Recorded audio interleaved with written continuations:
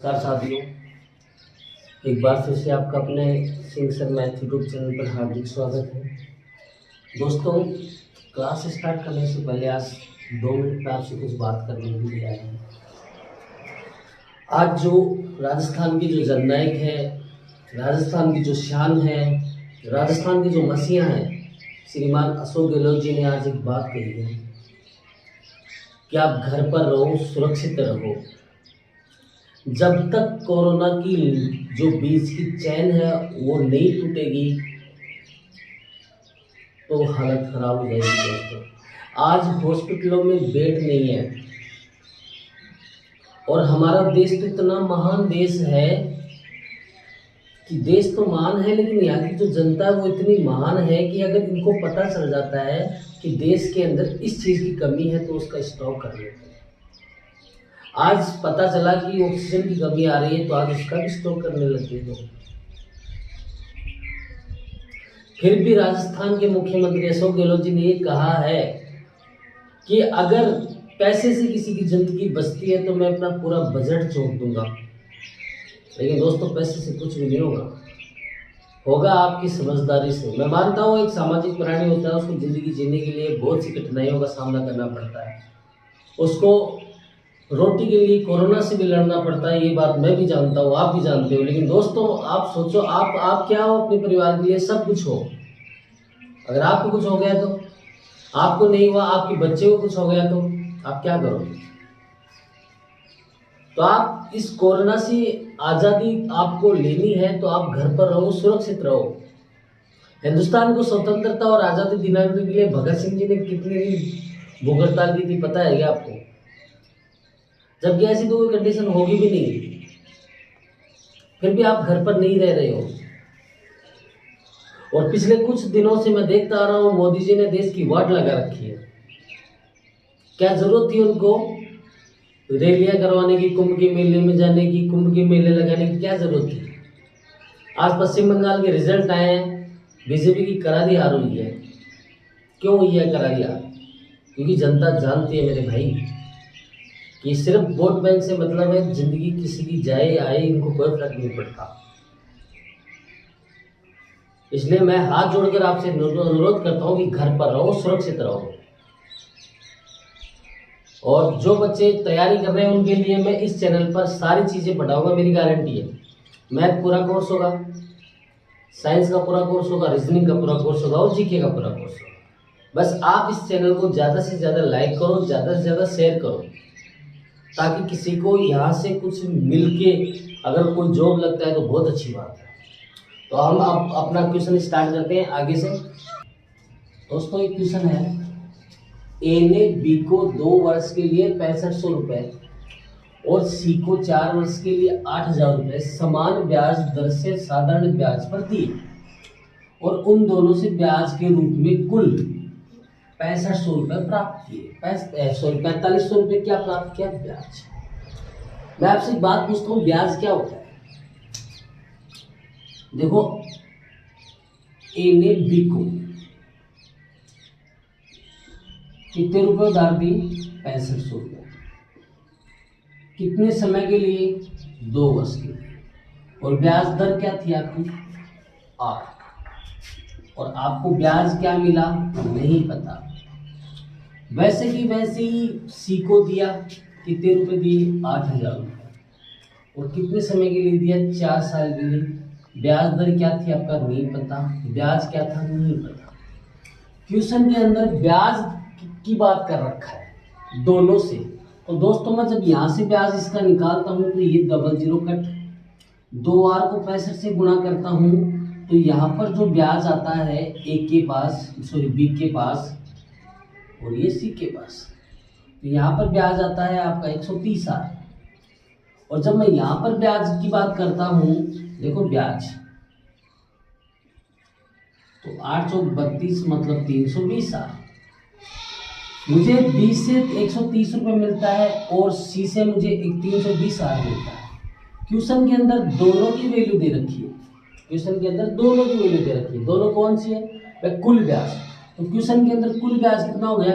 320 और 130 कितना हो गया? 450r। और 450 आर की वैल्यू किस में दे रखी है 4500। तो देखो 450 को 450 से काटा 10 बार, मतलब आपकी आर परसेंट कितनी आ गई 10% आ गई, ये आपका आंसर आ गया। दोस्तों दूसरा क्वेश्चन समझना, कोई धनराशि है जिसका 1 वर्ष का कुल साधारण ब्याज उसी धनराशि के 5% वार्षिक की दर पर 2 वर्षों के कुल साधारण ब्याज के बराबर हो तो पहले ब्याज की दर क्या है। आप पहले कुछ समझिए, पहली जो धनराशि है क्या उसका पता है क्या आपको, क्या उसके ब्याज का पता है कि आपको कितना है नहीं, चलो कोई ना, मतलब पहले बार की अगर अपन ब्याज मूलधन को क्या मानते हैं 100%, और मूलधन का अपने को पता नहीं है, देखो किसी धनराशि का नहीं पता, और उसका क्या ब्याज, ब्याज क्या होगा दर गुना समय, तो 1 वर्ष का समय 1 वर्ष का, दर नहीं पता तो दर, ये कह रहा है ये 1 साल का ब्याज है, फिर उसी राशि के इसी राशि के 2 साल का 5%, 2 साल का 5% साधारण ब्याज के बराबर है। समझ गए आप क्या क्वेश्चन, किसी धनराशि का 1 वर्ष का कुल साधारण ब्याज, ये 1 वर्ष का कुल साधारण ब्याज है, उसी धनराशि के मतलब इसी धनराशि के 2 वर्ष 5% का कुल साधारण ब्याज दोनों आपस में बराबर है। तो यहां से ब्याज की क्या वैल्यू आई, आर को किससे गुणा करोगे 20 से, और इसमें बट्टे कितना आ गया 100, यहाँ से ब्याज की क्या वैल्यू आई 5 दूनी 10, और 10 को 1 0 काट सकते हैं, ये इधर, तो ये P/10। क्वेश्चन में क्या कह रहा है कि ये दोनों बराबर हैं, R गुणा P, ये 1 साल का ब्याज, और ये P/10 ये उसी राशि का 2 साल का ब्याज, ये आपस में बराबर है। तो ये P से P कट गया, ये 1 0 से 1 0 कट गया, ये 10 बटे में है तो उधर जाएगा तो गुणा में, तो आपकी R की वैल्यू क्या आ गई दोस्तों 10%। दोस्तों क्वेश्चन समझना, साधारण ब्याज पर उधार दी गई राशि 1 वर्ष में 6076 रुपये हो जाती है, और 4 वर्ष में 7504 रुपये हो जाती है का मतलब निश्चित, मतलब यहाँ आज आपने किसी को कुछ पैसे उधार दिए, आज वो मूलधन है, सही बात है, लेकिन 1 साल के बाद में वह राशि कितनी हो गई मेरे भाई 6076 रुपये हो गई। कहने का मतलब यहाँ से जब यहाँ तक आए तो आप 6076 रुपये हो गए, फिर यहाँ से भी आप कितने वर्ष पर जा रहे हो 4 वर्ष पर जा रहे हो, और 4 वर्ष में राशि कितनी हो गई 7504 रुपये। मैंने कहा था कि जो साधारण ब्याज होता है वो समांतर क्रम में बदलता है। तो देखो दोस्तों कितने साल का डिफरेंस आ रहा है 3 साल का, और 3 साल का ब्याज कितना बढ़ा, पहले 6076 थे फिर 7504 हो गई, तब आप 7504 में 6076 निकालोगे तो 14 में से 6 गए 8, 9 में से 7 गए 2, 4 में से 0 गई 4 और 1 1428 रुपये। ये 1428 रुपये ब्याज का बढ़ा 3 साल का। तो दोस्तों जब 3 साल का 1428 रुपये बढ़ा है तो बताओ 1 साल का ब्याज क्या होगा, इसका भाग इसमें देंगे तो 4 3 12, 7 3 21 और 6 3 18, मतलब 1 साल का ब्याज आपको क्या मिला 476। ये राशि 1 साल में इतनी हो गई, तो ये 1 साल पहले कितनी थी, तो इसको 1 साल का ब्याज कितना मिला यहाँ से यहाँ तक 476 रुपये। जब मैं इसको पहले की बात कर रहा हूँ तो यहाँ पर ये जो राशि है मिश्रधन है, इसमें 1 साल का ब्याज कितना इंक्लूड था 476, तो मैं इसमें से 476 जब माइनस करूंगा तो मेरे पास ये राशि आ जाएगी, और 6076 में से जब आप 476 माइनस करोगे तो आपके पास राशि कितनी आ जाएगी 5600 रुपये। क्योंकि दोस्तों ये 1 साल का ब्याज होकर हुआ था, और 1 साल का ब्याज कितना है 476 रुपये।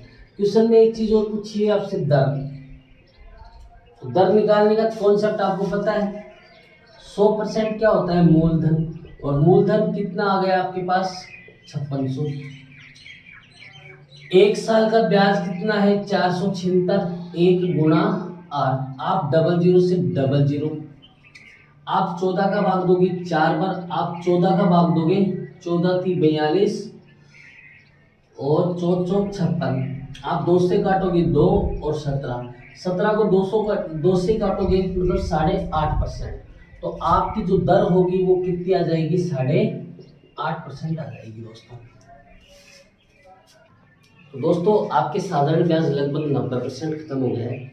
अब इसमें किस्त वाले क्वेश्चन वो बचे हैं जो अगले पार्ट में साधारण ब्याज कंप्लीट हो जाएगा। और फिर भी अगर आपका कोई क्वेश्चन है जो अच्छा लेवल का है और वो आपको नहीं आ रहा, तो आप मुझे मेरे नंबर पर व्हाट्सएप कर देना, वो क्वेश्चन आपको सॉल्यूशन मिल जाएगा और अगले दिन मैं क्लास में भी वो क्वेश्चन करवा दूंगा। ये नंबर है 99 82 53 26 43।